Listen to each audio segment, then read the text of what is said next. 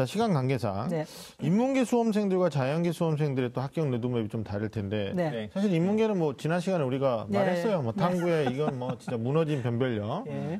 점수를 어떻게 활용하느냐에 따라서 달라진다 그랬는데 올해 인문계 오늘 이 시간에는 그 제2외 국어 한문 대체해주는 대학과 네. 그렇지 않은 대학. 예. 일단 뭐 서울대는 응시 필수로 해야 되고 필수로 해야 되고 나머지 대학 주요 대학들이 20개가 넘는 대학들이 이제 탐구가 망했다면 근데 여기서 망한 탐구는 못 봐가지고 3등급이 아니라 하나 틀렸는데 아니면 2개 틀렸는데 3등급 하는 경우가 있잖아요. 네. 그래서 이제 제2 외국어 9개, 제2 외국어는 이제 제2외국어 한문 중에 하나를 선택한 건데 일단 올해 응시 비율에서는 단연 1위가 무슨 과목이었죠? 제2 외국어? 아랍어? 아랍어. 네, 거의 70% 이상이 이제 아랍어를 선택했고요. 그리고 아랍어는 실제 온점수 기준으로 보면 2등급 컷이 21점이었어요. 네. 1등급이 42점이었는데 그럼 이제 다른 과목들은 1등급이면 46점, 2등급이 42점. 이런데 이제 얘는 2등급 점수가 너무 낮으니까 네.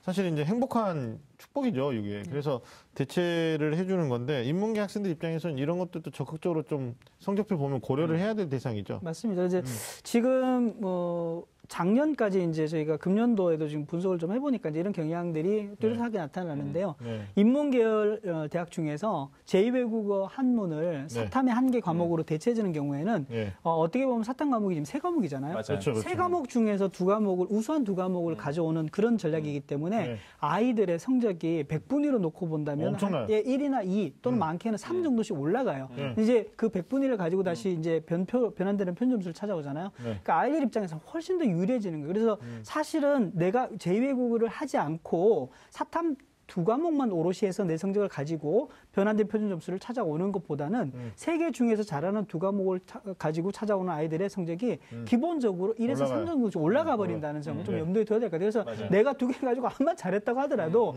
제2외국어를 보지 않았기 때문에 제2외국어를 같이 반영을 하면서 그중에 대체해주는 대학에 지원할 때는 조금 더 고민을 한번 하고 갈 필요가 있다는 그럼요. 생각이 들어요. 제2외국어를 대체해주는데 진짜 애들 입장에서는 황당한 게 이 보정 점수에서 네네. 탐구보다 조금 더 후하게 해주는 대학도 있고 아니면 비슷하게 해주는 대학도 있어요. 그래서 이제 제2외국어 물보정이냐 뭐 불보정이냐 뭐 이런 말을 하는데 올해는 특별하게 이제 고려대 서강대 국민대가 지난해까지는 대체를 해주다가 안 하죠. 또 올해부터 안 해요.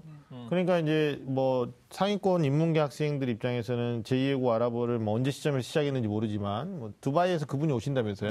네. 그래서 하는데 일단 뭐 좋은 등급 받은 친구들 입장에서는 아무래도 대체를 해주는 대학이 몰릴 가능성이 높죠. 높죠. 그래서 이제 유리한 조합을 찾을 때. 네네. 방금 이제 검명을 해주셨는데 아마 그 고대 서강대 정도는 사실은 거꾸로 놓고 보면 제2외국어 반영을 안 하기 때문에 이제 사탐 2과목 성적이 우수한 친구들이 훨씬 더 유리해지는 그렇죠. 거죠. 그렇죠. 사실은. 예. 그렇죠. 근데 사실 사탐 2과목 받는데 유리한데 제2외국어 대체하는데 사실은 지원하기가 부담이 좀 됐었잖아요. 네네. 그런 친구들한테는 조금 더 이제 이럴 것 같긴 한데 전체적으로는 제2외국어 탐구를 대체를 해줘야만이 아이들의 지원이 좀 많아질 것 같죠. 네네. 알겠습니다.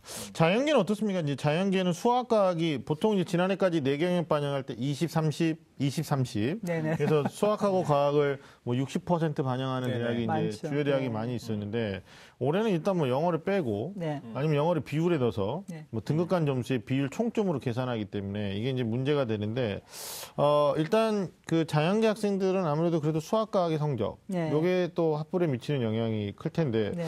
과학도 보정 점수를 쓰는 대학을 보면 네. 제가 이제 지난해 연세대 같은 경우도 1등급에 해당되는 보정 점수랑 그러니까 아니 만점에 해당되는 100분이 100에 해당되는 보정 점수랑 뭐 100분이 96 그러니까 1등급 컷에 해당되는 보정 점수를 비교해 보면 한 3.13 사이로 좁혔었어요. 네. 그러니까 4점의 격차를 3점으로. 네. 그리고 뭐 2등급에 해당되는 친구들이 그 11점 떨어지는데요. 네. 근데 그 정도 차이 안 나거든요. 한 5점대. 네. 요 정도로 이제 보정을 하기 때문에 사실 보정 점수를 쓰는 대학은 가탐을 잘했다기보다는 올해는 오히려 국어 변수가 또 등장하는 그럴 수 이런 있죠. 것도 있을 수 있거든요. 예, 예. 반영 비중이 높아지기 네, 때문에. 높아졌으니까. 예. 그러니까 이거 자연계는 이런 변수들도 좀 체크를 해봐야 될 것 같아요. 그러니까 100분이 그대로 쓰는 대학, 탐구를 아니면 표준 점수 반영하는 대학에서는 자기가 잘 봤다 그러면 유리한 건데 그렇죠. 무조건 유리하죠. 네, 탐구를 잘 보셨는데 보정을 해버리는 바람에 네, 맞아요. 예, 이게 작년하고 컨디션이 어떨지 이제 봐야 되지만 보정을 해버리는 바람에 잘 본 게 못 본 애들하고 별로 격차가 나지 않는 이런 경우에는 이제 오히려 국어값 네. 아니면 이제 수학은 당연히 중요한 거고 그다음에 이제 영어를 마이너스 1점 하느냐 감점 아니면 마이너스 2점 하느냐 뭐 심한 대학은 마이너스 10점도 하거든요. 예, 영어 등급에. 영어 예. 등급에다가 그럼 2등급 오지 말란 얘기인데 네. 야, 그럼 너희들 경쟁률 어떻게 할 거냐 그랬는데 몰라요 뭐 이러고 있단 말이에요 지금. 그러니까 올해 그래서 고3이 제일 불쌍하다는 게 이 데이터가 세 판이 내년에는 우리 수험생들한테는 비교 자료가 되잖아요. 맞습니다. 네, 내년 수험생들한테는. 네. 하여튼 자연계 학생들은 무조건 수학과학 중요하다 논리로 접근하지 마시고 네. 점수 반영 방식에 따라서 국어나 혹은 또 영어의 변별력도 있을 수 있으니까 유심히 좀 짜야 될 것 같습니다. 그 이번 정시 지원에서 최상위권 학생들이 변별력이 좀 줄어든 거잖아요. 네, 맞습니다. 그래서 최상위권 학생들이 그 굉장히 고민해가지고 지원을 했지만 뜻밖의 결과를 받을 수 있기 때문에 네. 저는 최상위권 학생들 지원 전략 제일 중요한 건 뭐라고 생각하냐면 마지막 버튼은 자기가 눌러라.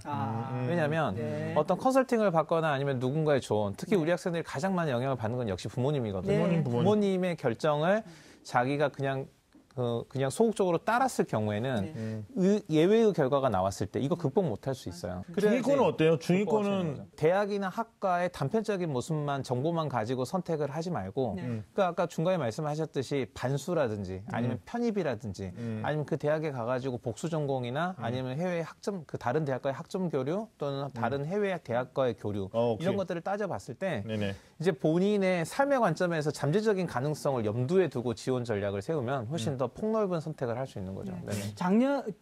지난주였죠. 지난주에 저희가 아마 인문계 얘기하면서 네네. 선생님이 이제 그 표준 점수하고 100분위 뭐 이렇게 반영하는 대학 얘기할 때 중위권에 사실 그런 대학들이 많잖아요. 특히 이제 뭐 여대 같은 경우는 100분 반영하는 많고 하니까. 2대 빼고. 이게 사실은 그 중위권에서는 표준 점수냐 100분위에 따라서 유불리가 상당히 많이 좌우하거든요. 그래서 이 부분 사실은 간과하면 안 될 것 같고 그거 먼저 보고 난 다음에 대학별로 계산. 그게 일단 계죠. 중위권 학생들은 그러니까 원점수 때 자기가 갈 수 있다고 생각했던 대학의 컨디션하고 실제로 완전히 달라지니까 얘네들이 멘붕이 와요. 그래서 누구도 못 믿겠다. 뭐 이렇게 지 마음대로 쓸 거야. 뭐 이렇게 돼버리는데. 지금도 이제 원점수 추억에 빠져 있으면 진짜 안 돼. 지금은 12월 20일입니다. 네네. 크리스마스가 얼마 안 남았고요. 자, 또 하나는 이제 하위권 학생들이요.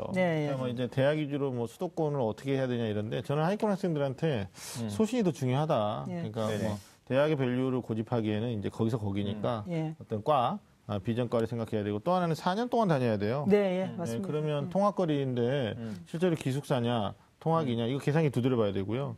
실제 뭐 원주를 통학하겠다 그러는데 이거는 힘들거든요. 언제 가요? 네네. 그래서 이 하위권에서는 사실은 대학보다 사실은 뭐 목표하는 대학이 어렵잖아요. 그리고 이제 뭐 인지도 있는 대학이 어려우니까 사실은 뭐 간호나 보건이나 또는 뭐 유아나 이런 또 뭐 일반적으로 취업이 잘 되는 학과든지 또 앞으로 내가 하고 싶은 학과가 있으면 그와 관련되는 전공들을 좀 찾아서 조금 더 학과나 전공 위주로 해서 아까 말씀하신 대로 뭐 이 대학에 가서 이 학과를 전공을 했더니 나중에 해외 교류도 해주고 또 취업도 좀 보장해 줄 수 있고 더 공부도 할 수 있는. 그러니까 지금 시작은 조금 더 이제 뭐 어쩔 수 없이 조금 뭐 낮은 단계에서 시작을 하거나 마음에 들지 않지만 나중에 4년간의 공부를 말씀하신 대로 하고 나면 그 다음 상황은 좀 달라질 수 있는 그 4년간을 조금 더 의미 있게 보내고 뭔가를 또 도모할 수 있는 그런 좀 안목을 가지고 대학을 선택하고 학과를 선택하는 그런 전략들이 그러니까 필요할 것 그 같아요. 하위권이라고 우리는 쉽게 얘기하지만 이 하위권 학생들은 그러니까 내가 이 학교나 교육과정에 부적응한 경우거나 아니면 교육과정인 학교가 나한테 부적응한 경우 두 가지거든요. 어렵게 말하는 거예요. 쉽게 설명하면요. 적응을 못하는 거예요, 서로. 그렇죠. 서로 적응 못하는. 쉽게 설명하면 내가 지금 현재 나의 성적에 정말 불만이고 후회가 막급이야. 근데 이걸 맞춰가지고 어디든 일단 가고 보자 이러면 가서 해결 안 돼요. 안 돼요. 그렇죠. 근데 내가 됐어. 이따위 건 다시 나는 안 하고 싶어. 나는 앞으로 내 삶 개척이야. 뭐 이렇게 되면 이런 학생들은 그런 가능성을 염두에 두고 그 개척에 정말 좋은 시작이 될 수 있는 학과를 잘 찾아라. 그렇죠. 마지막으로 정시 원서 접수를 앞둔 수험생들한테 마무리 한 말씀씩 좀 해주면 좋겠는데 우리 이취 선생님부터 먼저 하시죠. 저는 초심이 마지막 선생님 아까 말씀하셨던 이제 그 마지막 버튼을 누를 때까지 좀 달라지지 않았으면 하는 작은 바람이 있습니다. 왜냐하면 대부분의 상담이 이제 지금 해가는 상황에서 결정된 게 있으면은 마지막 원서를 넣을 때는 내가 왜 가군에서 이 학과를 바꿔야 되지?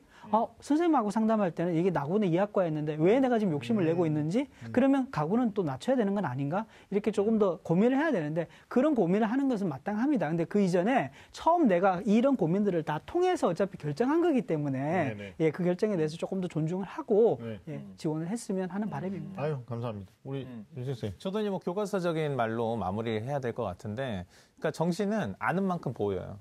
그래서 자기 점수, 그리고 자기 점수, 그다음에 그 어떤 전형 요소들 아는 만큼 보인다. 그래서 충분히 검토하고 충분히 연구하고 네. 분석해야 되는 거고요. 그래서 합리적인 결정을 해야 되고, 두 번째는 내 인생은 나의 것이다. 아주 정말 교과서적인 말이에요. 그래서 결정은 꼭 반드시 자기가 할 거. 이거 좋은 하고 싶습니다.